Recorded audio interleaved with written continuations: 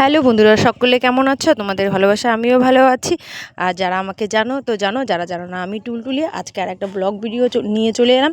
তো কালকে আমার ছেলের হ্যাপি বার্থডে, সকলে একটু আশীর্বাদ করো। আর আমি চলে আসলাম শিব মন্দিরে, আমাদের শিলিগুড়ির শিব মন্দির নরসিংহ বিদ্যাপীঠের সামনে।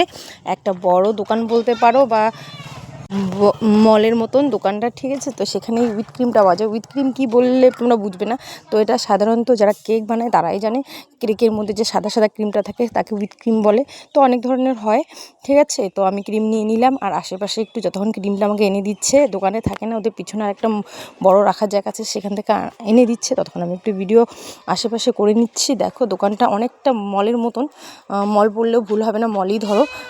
তো দোকানে মুদিখানার সব ধরনের জিনিস পাওয়া যায়। তোমরা অবশ্যই এখানে এসে জিনিস নিতে পারো বা কেকের ক্রিমটা নিতে পারো। আমি কিন্তু যখনই কেক বানাই, আর প্রত্যেকবার আমি চেষ্টা করি আমার নিজের হাতে কেক বানানোর। এর আগের বার, তার আগের বার, প্রত্যেকবার যখন থেকে শিখেছি কেক বানানো, তখন থেকে আমার ছেলের বার্থডে, মেয়ের বার্থডে নর্মালি আমি নিজেই বানাই। তো তোমরা সকলে কেক বানানোটা দেখো। ভালো লাগলে সকলে একটু লাইক কমেন্ট তো করতে পারো, বেশি ভালো লাগলে শেয়ারও করে দিও।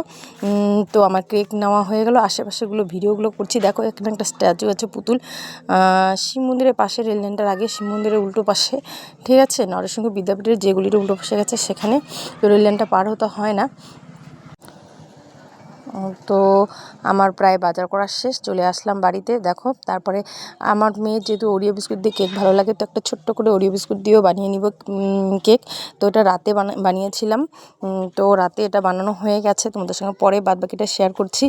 এটা আজকে আজকে আমার ছেলের বার্থডে, যখন ভিডিওটাও এডিট করছি তখন বানালাম।